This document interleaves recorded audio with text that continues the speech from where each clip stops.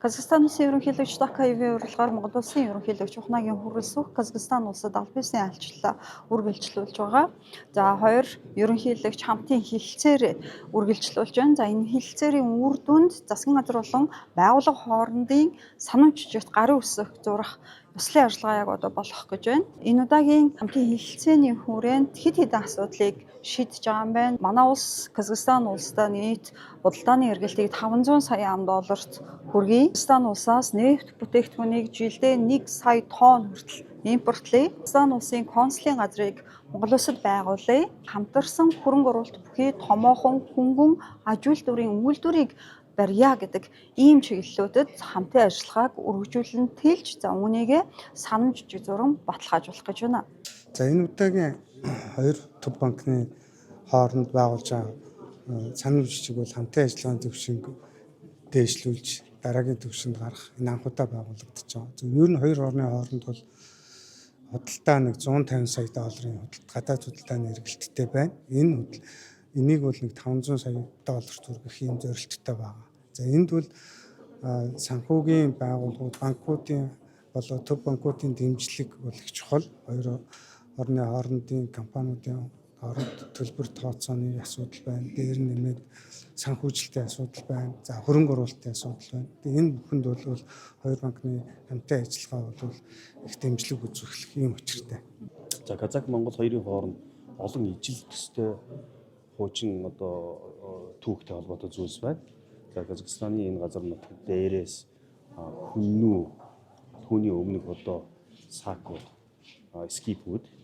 За Монгол нутгаас бас Алтай, түүний сав нутгаас скипүүдийн булш бунхнууд олноор олддог. Тэгэхээр энэ ай савд бол нэг том соёл байжээ гэж ойлгож байна. Хоёрт нь бол Монголын төргийн хаант улсын үе. Тэр төргийн хаант улсын үед Монголын орхны савд улс төрийн төвөнд шилжижсэн чи энэ үснээс болон харилцаа үлдэл одоо тусгалууд бий. За гурав дахь нь бол Монголын эзэнт гүрэн.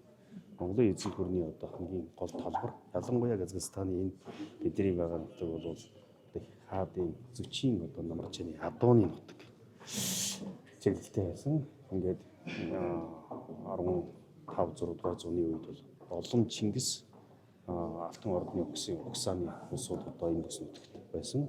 Сүүлийн үеийн Казахстаны шинжлэх ухааны академийн олон бүтээлүүд дотор бол монголчуудын түүхтэй холбоотой асуудлуудыг араб, фарс, хуучин орос олон хэлний сурвалжуудаар судалж байгаа.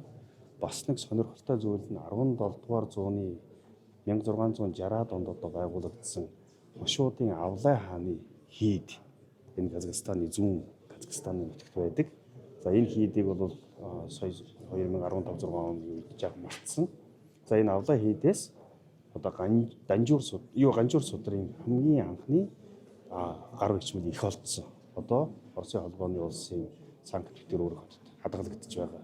Тэгэхээр Авлайн хийд бол энэ Казахстаны нутагт монголчууд сүм хийдийг хүртэл байгуулж хөгжүүлж байсан. Түүний уул мөрөн одоо хадгалж үлдсэн олон газрын нэр Монгол нэр байдаг. Энэ нутагт ирсэн 18-7 зууны Оросын элчнэрийн өдрийн тэмдэглэл тайлангуудад олон зүйлүүд хадгалагдаж байгаа. Тэгэхээр амар санаагийн үед бас Казахын одоо жүзүүдийн нэг болох одоо Авлай хаан харилцаатай байж ургийн холбоотой байсан. Ийм одоо олон харилцаанууд бол хоёр улсын